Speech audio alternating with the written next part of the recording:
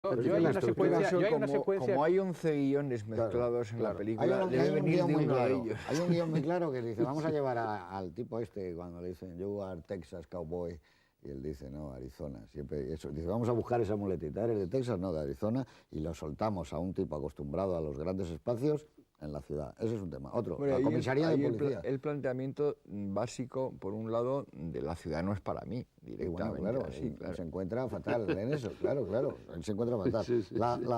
La ciudad en donde él está aprisionado. Luego, la comisaría, con el mundo de la comisaría, su jefe, etcétera, etcétera. Luego, la historia de amor, que va por otro lado. Vamos a intentar que haya historia de amor y que es buena. A mí me parece que es de lo mejor de la película, o lo mejor es la historia de amor. Luego, todo eso, naturalmente, Clint Eastwood dice, yo quiero unos diálogos estupendos. Claro, que es lo que yo creo que han tenido que rehacer continuamente para dar el tono, lo que tú dices tú, de Bloomingdale, dice, pues ya te da la imagen de que es un tío muy inteligente, muy despierto, que no le van a engañar ni en Nueva York, ni en Chicago, ni en ningún otro sitio.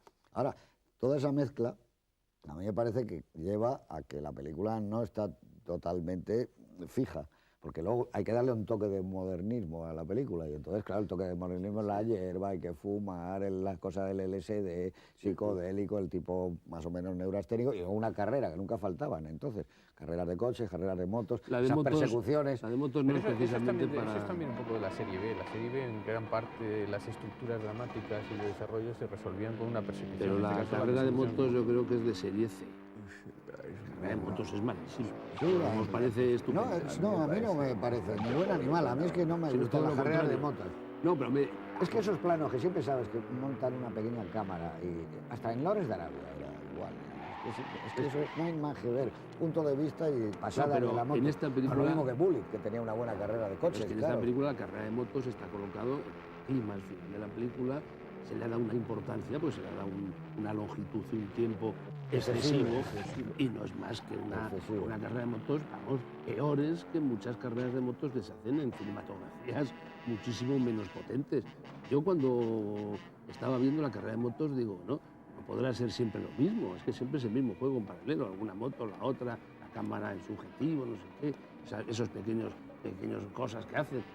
Y la carrera de motos en una película que se supone que es, digamos, en un sentido de acción, y luego que está hecha por un especialista, como se ha demostrado, que es Don Siegel.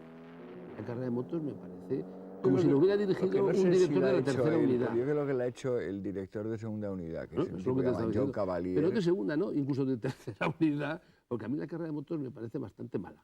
Pero en cambio los tres retratos femeninos con las tres actrices que son guapísimas, dicho sea paso, Tisha Sterling, Melody Johnson y Susan Clark. Susan Clark, que parecía que era una actriz que se iba a comer el mundo en los años 60, porque está también en El Valle del Fugitivo, que es una película que el comienzo podía ser casi... Y en Madigan, también.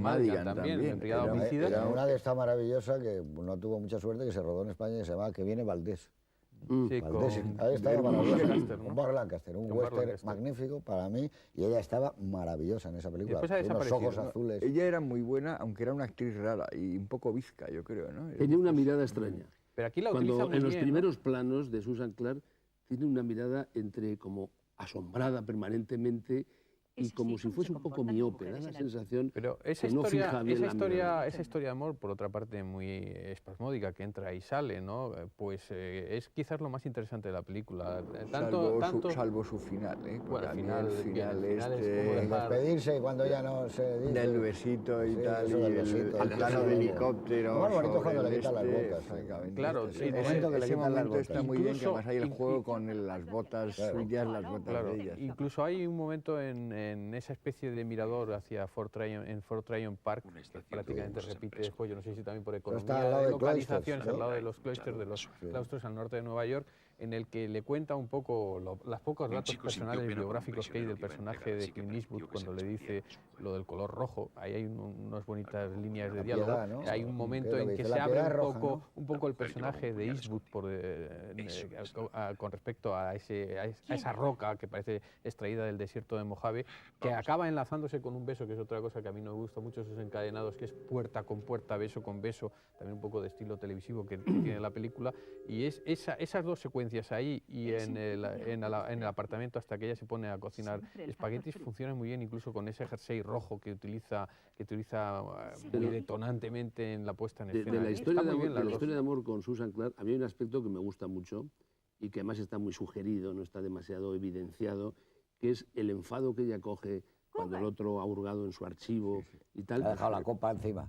Y que el enfado descubres inmediatamente que no es en realidad un enfado profesional, es un ataque de celos. Y se lo dice él cuando va en el, a mí me gusta pasillo. mucho que todo su enfado no es porque haya hurgado en sus archivos, se haya cogido un secreto profesional, sino porque en el fondo se ha acostado con la otra y eso le ha sentado como un tiro.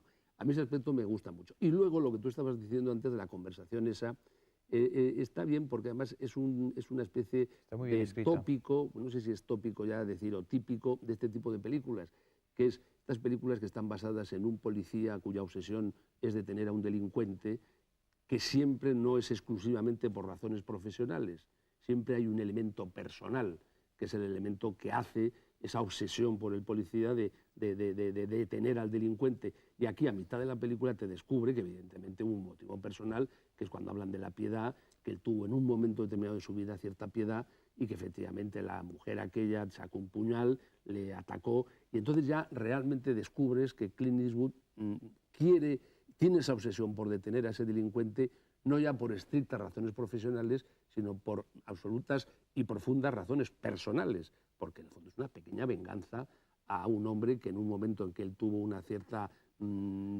detalle de piedad con él, no lo supo aprovechar y porque quedas insinuado que al que le atacó fue a él mismo. Pero, claro. pero en términos cinematográficos, a mí lo que sí me parece que no está a la altura es que ahora ya no se podría hacer eso, porque solo con que él le hubiera dicho, que es muy bonito, dice, la piedad es roja.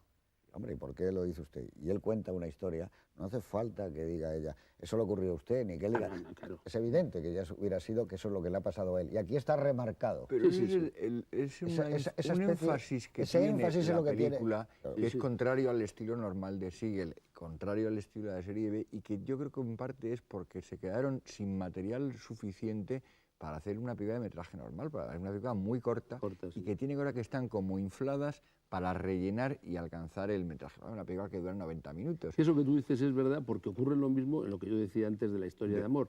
Está claro que el enfado de Susan Clark es realmente una especie de ataque de celos. No hace falta y sin embargo, subrayarlo. Se subraya y se dice claramente, lo cual es innecesario. Yo creo que es curioso, porque es una película extraña. Ocurre con lo de la moto, ocurre con la escena de la fiesta psicodélica, son todo demasiado largas, es decir, pasan el momento narrativo y luego hay unas elipsis estupendas. Y luego hay las elipsis normales de serie B. Se deben a los huecos del guión, es decir, que bueno, acababa en algunos casos es posible trozo, ¿no? Que sea eso, que se acaba el trozo y pasan, pero funcionan la mayor parte de las veces bien. La película lo que sí que tiene es una continuidad, eso sí que lo han conseguido. Por ejemplo, al final de la película, cuando Lisikov le dice al personaje Clint Eastwood, casi al final de la película, dice, bueno, ahora hay que volver al Tribunal Supremo, al no sé qué, al médico, y dices, coño, ahora otra vez va a empezar todo este lío, y hay una elipsis, todo eso se elipsa, y ya está en el puerto ese despidiéndose. Y sucede también con algunas de las escenas características de Siegel, que son las escenas de violencia, la escena del billar. Es una escena teóricamente bien planteada en la que sale toda esa violencia que se ha tildado a veces de fascista. Yo creo que justamente en el caso de Harry el Sucio, pero que es una violencia muy fascinada por las consecuencias, muy violenta, que utiliza incluso todos los elementos, las bolas de billar, pero que acaba siendo subrayada, pues, por ejemplo, insertando algún plano de Tisha Sterling disfrutando con la violencia, el aspecto del malo que preside la reunión, que es el compinche que le golpea anteriormente con la pistola, que está como en semipenumbra. Alguna de las reacciones de Eastwood, la concepción de la secuencia está bien, pero acaba siendo destruida un poco por el énfasis, también yo creo que de raigambre televisiva. Lo hablamos cuando veíamos la película que acababa de rodar un episodio de televisión para televisión, y yo creo que agarra ciertos tics como algo que le gusta, que me parece que en la presentación he dicho, y es insertar en una panorámica que está bien, con un movimiento de cámara, un zoom.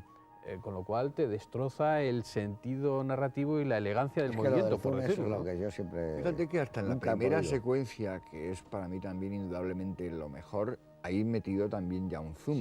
Que te choca. estás en una panorámica fantástica y además que es una escena que es de western realmente. Sí, claro, y ya, luego ya también empezaron a haber zooms a todo pasto y cámaras lentas y todo ese tipo de cosas en los westerns también, incluso en westerns muy buenos como Grupo Salvaje.